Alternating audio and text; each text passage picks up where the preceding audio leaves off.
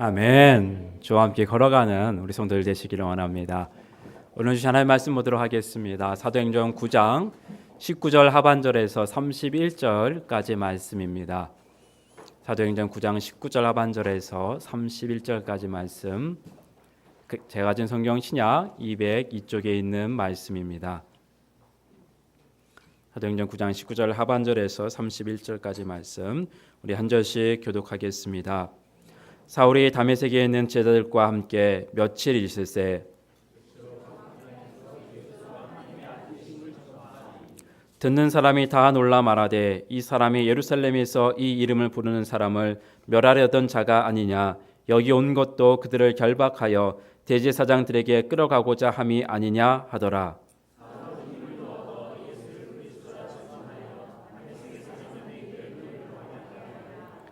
여러 날이 지나매 유대인들이 사울 죽이기를 공모하더니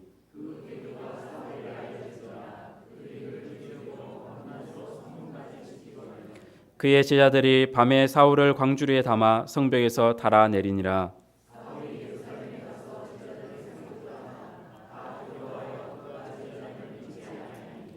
바나바가 데리고 사도들에게 가서 그가 길에서 어떻게 주를 보았는지와 주께서 그에게 말씀하신 일과 다메섹에서 그가 어떻게 예수의 이름으로 담대히 말하였는지를 전하니라. 또 주 예수의 이름으로 담대히 말하고 헬라파 유대인들과 함께 말하며 변론하니 그 사람들이 죽이려고 힘쓰거늘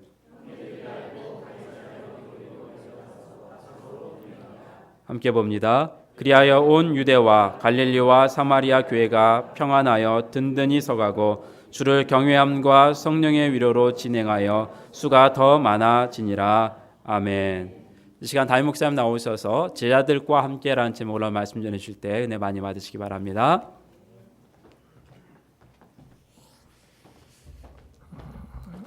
예수 믿는 사람들을 붙잡으러 다메섹으로 가던 사울이라고 하는 청년은 도중에 부활하신 예수님을 만나는 극적인 체험을 하고 다메섹에 있는 유다의 집에서 금식 기도를 하던 중에 아나니에게 안수 기도를 받게 됩니다. 그리고 성령으로 충만해졌고 주님의 은혜로 시력도 회복하게 되었습니다. 그러니 이제 세례를 받고 완전히 믿음의 사람으로 바뀌게 되었습니다.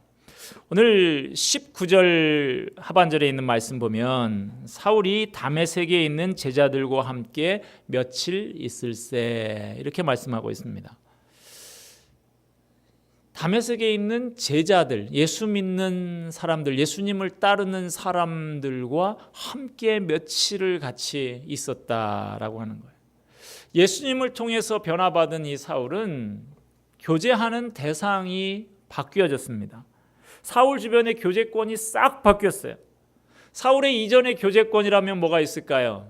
그 학교 동문들, 가말리엘 문화생 한 그 사람들, 또 같은 바리새인들, 같은 종파를 가지고 있었던 사람들, 또 베냐민 지파 그 친족들, 이런 사람들이 대부분이었을 것입니다. 그러나 이제 사울이 예수를 믿고 변화가 되니까 한순간에 사울 주변에 있는 사람들이 다 바뀌게 됩니다. 지금까지 사울과 예수 믿는 성도들 관계는 대단히 불편한 관계였죠. 한쪽은 죽이려는 사람이고 한쪽은 목숨을 건지기 위해서 피해서 도망 다니는 사람들이었습니다. 그러나 이제 사울은 예수를 믿고 따르는 제자들과 함께 며칠씩 함께 먹고 자며 깊은 교제를 나누는 그런 사이가 되었습니다. 구원받은 사람들에게 몇 가지 변화들이 나는데 그 중에 중요한 변화 중에 하나가 교제권이 바뀐다라고 하는 것입니다. 그전에는 교제권이라고 하는 것이 술친구들, 동창생들, 사업상 알게 된 사람들, 이런 사람들이 대부분이었다고 하면은 이제는 영적으로 대화가 통하는 사람들하고 자주 함께 있게 되는 것이죠. 친구를 보면 그 사람을 안다라고 하는 말이 있죠. 내가 정말 예수 믿는 사람인가 하는 것을 확인해 보고 싶다면 내 주변에 어떤 사람들이 모여 있는가, 나와 자주 교제하는 사람들이 어떤 사람들인가를 한번 점검해 보면 알 수가 있습니다. 사귀는 사람이 바뀐다라고 하는 것은 내 생활 패턴이 바뀌었다라는 것을 말하는 것이죠. 이전에 즐기던 것들을 버리고 새로운 삶을 내가 살게 되면 자동적으로 내 주변에 모이는 사람들이 달라지게 되어 있습니다. 사울은 자신에게 안수해 준 아나니아와 또 다메섹에 있는 다른 제자들과 함께 있으면서 그들로부터 배웠습니다. 자신이 그토록 멸시하고 미워하며 잡으려고 하던 바로 그 사람들에게서 배우고 있는 거예요. 사울이 하찮게 여기던 그 무식한 사람들, 율법을 모독하고 하나님을 모독해서 죽어서 마땅하다고 생각하는 그 사람들로부터 도움을 받고 그 사람들과 교제하면서 배우고 있는 거예요. 사도행전 2장 3장에 보면 초대교회 사람들이 오순절에 성령을 받고 성령이 충만했습니다. 그러나 충만했다고 해서 모든 것에 다 통달했느냐? 그것은 아니에요. 그들은 성령이 충만했지만 계속해서 사도들에게서 가르침을 받았습니다. 사도들에게 배웠어요. 우리 그리스도인들은 예수님으로부터 직접적으로 받는 은혜도 있습니다마는 그 은혜를 바탕으로 해서 다시 교회와 성도들을 통해서 배워야 하는 것입니다.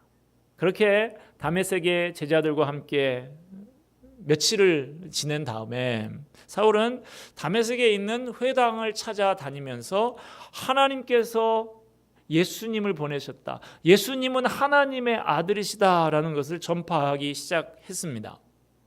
본문은 사울이 복음을 전파하기 전에 이름도 알려지지 않은 다메섹의 그리스도인들과 함께 며칠 동안 함께 있었다라는 것을 굳이 언급을 하고 있습니다. 왜일까요?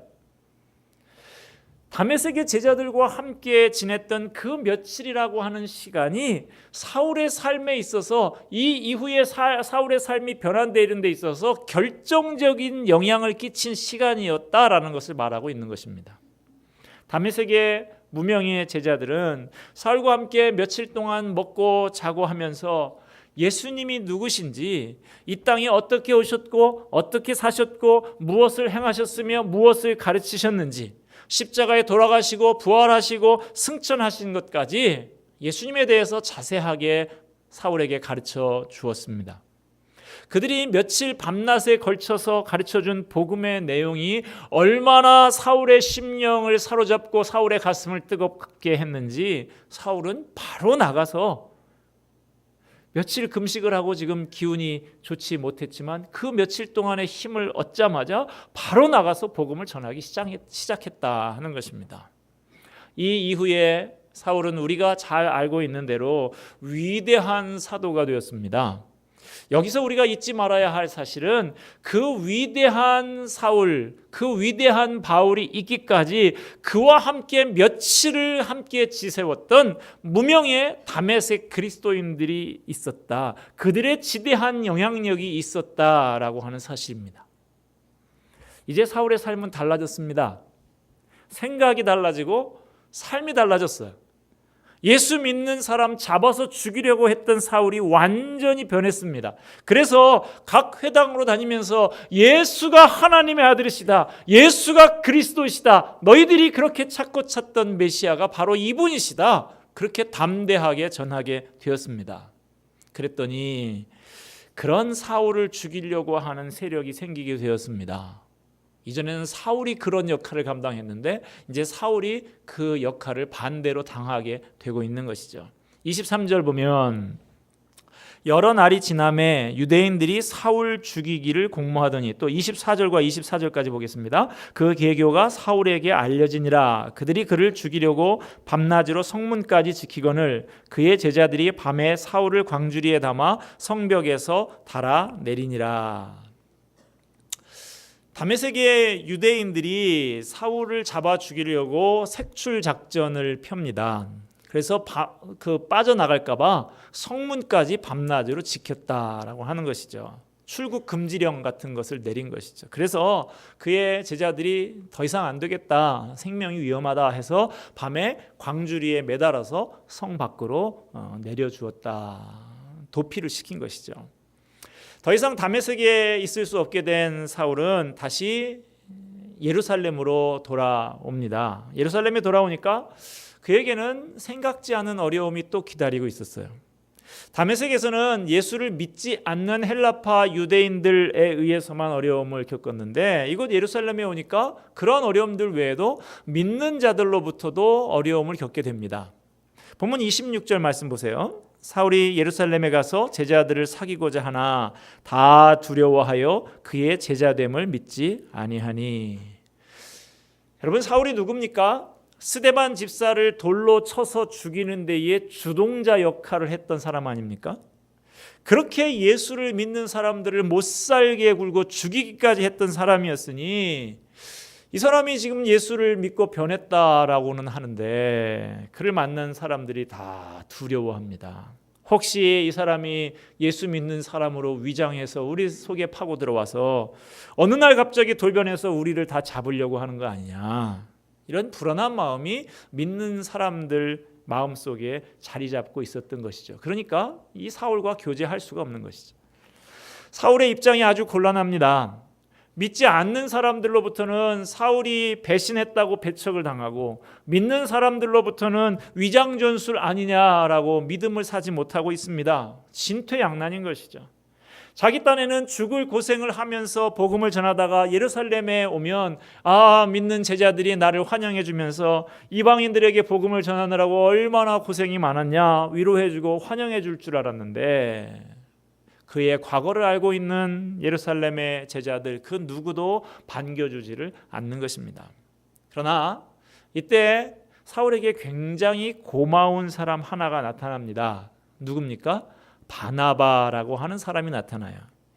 이 바나바가 누굽니까? 사도행전 4장 36절에 보면 예루살렘 교회에 요셉이라고 하는 사람이 있었습니다. 이 사람은 교회를 잘 섬겼을 뿐만 아니라 특별히 사람들을 위로하고 격려하고 하는 일을 잘했던 사람으로 알려져 있어요. 그래서 사도들이 이 요셉이라는 사람을 바나바라고 불렀던 것이죠. 바나바라는 것은 위로자라고 하는 뜻을 가지고 있는 이름입니다. 바로 이 사람 바나바가 오늘 본문 사도행전 9장에서 5장 만에 다시 재등장을 하게 됩니다. 오늘 본문 27절 말씀 우리 다 같이 한 목소리로 읽어보도록 하겠습니다.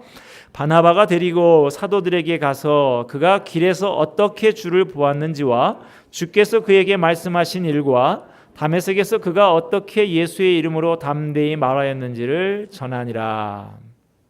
바나바가 와서 사울을 데리고 갔다 그랬어요. 지금 어디 한 군데 의지할 데 없이 곤란한 지경에 처해 있는 이 사울을 바나바가 붙들고 함께 해 준 것입니다. 모든 사람이 다 사울을 의심하고 있어요. 모두 다 사울을 외면하면서 경계의 눈초리로 바라보고 있을 때 이 바나바가 뛰어들어서 사울을 붙잡아 주었습니다. 사울을 같이 데리고 다니면서 이 사울이 어떻게 예수님을 영접하게 되었는지, 예수님이 사울에게 어떤 소명을 주셨는지, 그 이후에 사울이 어떻게 변화된 삶을 살고 있는지를 자세하게 설명을 해주고 있습니다. 사울을 변호하고 보호하는 그런 후견인 역할을 바나바가 해주고 있는 거예요. 자, 그 결과 어떻게 되었습니까? 본문 28절 보십시다. 사울이 제자들과 함께 있어 예루살렘에 출입하며. 이 바나바의 도움으로 인해서 이제 사울은 제자들과 교제할 수 있게 됐어요. 예루살렘도 자유롭게 출입을 할 수가 있게 되었습니다. 이 말은 예루살렘 교회로부터 사울 당신은 이제 우리 공동체의 일원이다, 우리하고 함께 신앙을 고백하는 형제들이다, 이렇게 받아들여졌다라고 하는 의미인 것이죠. 그러니 이 사울에게 있어서 바나바가 얼마나 고마운 사람입니까? 바나바의 보호와 도움 속에서 사울은 초대교회 공동체의 일원으로 받아들여지게 되고 점차로 영향력 있는 인물로 성장하게 됩니다. 그래서 나중에 기독교 역사상 가장 위대한 인물이라고 할 수 있는 사도 바울이 됩니다. 기억해야 할 것은 그 배후에 바나바가 있었다라고 하는 사실이에요. 후에 바나바는 이 자기가 그렇게 데리고 다니면서 키운 이 인물 사도 바울과 함께 동역자가 되어서 안디옥 교회의 최초의 선교사로 둘이서 동역하게 됩니다. 사울이 초대교회에 있어서 중요한 인물이 되는 데는 이 바나바가 결정적인 역할을 감당하면서 함께 동역을 했던 것입니다. 바나바가 사울을 받아주었기 때문에 사울이 공동체의 일원으로 설 수 있게 되었습니다. 여러분, 성경 로마서 15장 7절은 이렇게 말씀을 합니다. 그리스도께서 우리를 받아 하나님께 영광을 돌리심과 같이 너희도 서로 받으라. 너희도 서로 받으라. 간혹은 이 말을 잘못 이해해서 서로 들이받는 사람들이 있어요. 그런 말이 아닙니다. 서로 받아라. 이 말은 서로 용납해라. 서로 수용해라. 내 주변에 있는 그 사람들 받아주어라, 용납해라, 이 말입니다. 우리가 다 다릅니다. 얼마나 참 희한한지 몰라요. 지구에 지금 인구가 70억이라고 그러나요? 되는데 심지어 쌍둥이까지도 똑같은 사람이 하나도 없습니다. 여러분, 주변에 옆에 계신 분들 한번 쳐다보세요. 어떻습니까? 나하고 똑같습니까? 그렇지가 않죠. 다 다르잖아요. 다 달라요. 다 개성이 있습니다. 개성이 뭐예요? 개 같은 성질. 지성도 다 달라요. 지성은 뭐예요? 지랄 같은 성질. 어떻게 이렇게 잘 아시는지 모르겠네요. 다들 개성이 있어요. 지성도 달라요. 하나님이 만드신 작품들인데 똑같은 작품이 하나도 없습니다. 다 달라요. 그렇지만 분명한 것은 하나님의 만드신 작품이다 하는 것입니다. 그러니까 자꾸만 내 기준에, 내 눈높이에 맞추려고 하지 말고 다른 모습 그대로, 있는 그대로 받아줘야 한다는 것입니다. 상대방을 있는 모습 그대로 수용하고 용납하고 받아주라는 것이 하나님의 말씀인 것이죠. 누구에게나 다 하나님의 형상이 있습니다. 때로는 우리가 신앙생활을 하다 보면 교회 안에서도 참 받아들이기 힘든 사람이 있을 수가 있습니다. 그럴 때 이렇게 생각을 하시기 바랍니다. 저 인간도 하나님이 만드셨다. 저 인간도 하나님 만들었는데 나도 받아야지 어떡하겠냐, 이거예요. 한번 옆에 있는 사람들 쳐다보고 인사 한번 하십시다. 당신도 하나님이 만드셨군요.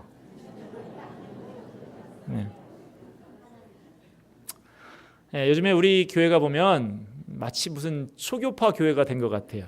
장로교인, 감리교 출신들도 있으시고 성결교, 침례교 다들 오시고 계신데, 그런데 이 다른 교회에 다니다 오신 분들을 하고 만나서 대화를 좀 하다 보면 그 중에는 교회 생활 중에 상처를 받고 방황하다가 오신 분들도 상당한 수 있어요.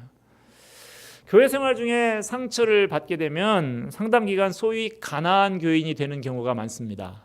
여러분, 가나안 교인은 어떤 교인인가요? 잘 모르시죠? 가나안을 거꾸로 한번 해보십시오. 어떻게 됩니까? 안 나가! 이거예요. 교회 생활을 통해서 상처받고 그러면 나 안 나가. 나 예수는 믿는지 몰라도 교회는 안 나가. 이런 사람들이 있다는 것이죠. 그래서 개중에는 교회에서 상처를 받고 한참을 가나안 교인이었다가 다시 교회에 나오는 분들이 종종 있습니다. 그런 분들은 대개 이런 마음을 가지고 있어요.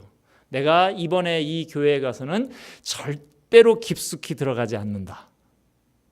그래가지고 예배도 꼭 제가 이 정도의 설적도 되면은 저 뒤에서 한 5분 늦게 이런 식으로 들어오고, 축도하고 나면 끝에 인사할까봐 빨리 도망가는 그런 분들이 간혹 있어요. 상처를 받은 경험이 많은 분들이 이런 행태를 보이는 경우가 많이 있습니다. 여러분, 어떻게 할까요? 이런 분들 다 품어서 그 마음의 상처 위로해주고 다시 주님의 일꾼으로 세워줘야 되지 않겠습니까? 우리가 이 험한 세상에 살면서 세상에서 얼마나 많은 상처를 받고 살아갑니까? 아프고 외로운 마음 가지고 그렇게 위로받으려고 교회에 왔는데 교회까지 와서 또 상처를 받아서야 되겠습니까? 오늘 본문에 나오는 이 바나바, 자칫 상처를 받아서 낙심하고 주저앉을 수 있는 사울을 위로하고 보호하고 추슬러서 지도자로 세워주는 역할을 감당했습니다. 바나바 같은 이런 사람, 교회에 꼭 필요한 사람이라는 것입니다. 우리 한국 사회는 일꾼을 세울 줄을 모릅니다. 지도자를 세울 줄을 잘 몰라요. 조금 좀 올라간다 싶으면 막 끌어내리고 하는 일들이 많이 반복이 됩니다. 그래서 어떤 분이 한국 사회를 풍자하면서 이렇게 쓴 것을 봤습니다. 한국 사람들은 마치 독 속에 있는 개와 같다. 항아리 안에 있는 꽃게와 같다. 무슨 말이냐면 항아리 속에다가 꽃게들을 많이 집어넣으면 하나도 밖으로 못 나온다는 거예요. 왜냐? 하나가 어떻게 막 해서 올라가려고 하면 어떻게 해요? 밑에 있는 개가 딱 붙잡고 나도 같이 가자 그러다가 같이 다 떨어진다는 것이죠.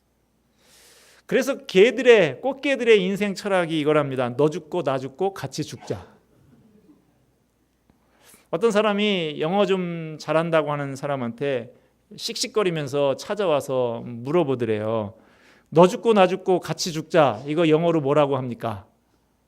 지금 미국 사람 하나한테 내가 지금 그렇게 멱살 잡고 이렇게 해야 되겠는데 이게 말이 잘 모르겠다. 뭐라고 해야 되는지. 갑자기 그렇게 물으니까 어려운 말은 아닌 것 같은데 이게 잘 뭐라고 해야 될지 잘 모르겠더래요. 그러고 있는데 그렇게 좀 생각을 하고 있는데 그 앞에 그 말을 들려주려고 했던 미국 사람이 나타났대요. 그랬더니 에이 모르면 관둬요. 그러더니 냅다 미국 사람 멱살을 딱 잡고 You die, I die, 가부시키 die 이렇게 말하더라고요. 여러분 우리가 이렇게 너 죽고 나 죽고 가부시키로 죽는 이런 사람이 되어서야 되겠습니까? 교회에서 자꾸 사람들을 받아주고 용납하고 세워주고 이런 모습이 있어야 될 줄로 압니다. 여기서 말씀을 정리하고자 합니다. 우리가 잊지 말아야 할 사실은 그 위대한 주님의 사도 바울이 그냥 만들어진 것이 아니라 오늘 본문에만 해도 두 가지의 중요한 영향력 속에서 탄생하게 되었다라고 하는 사실입니다. 한 가지는 사울과 함께 며칠 밤낮을 지새웠던 그 이름 없는 다메섹 그리스도인들의 영향력이 있었고, 또 하나는 그 의심받고 있는 사울을 보호하고 변호하고 후견인 역할을 해주었던 바나바의 영향력이 있었다라고 하는 것입니다. 여러분, 교회에는 사울 같은 사람만 필요한 것이 아닙니다. 오늘 본문에 나오는 무명의 다메섹 그리스도인들이나 바나바와 같은 사람이 반드시 필요합니다. 우리 모두가 전 세계에 복음을 전하면서 역사를 새롭게 썼던 위대한 사도 바울이 다 될 수는 없습니다.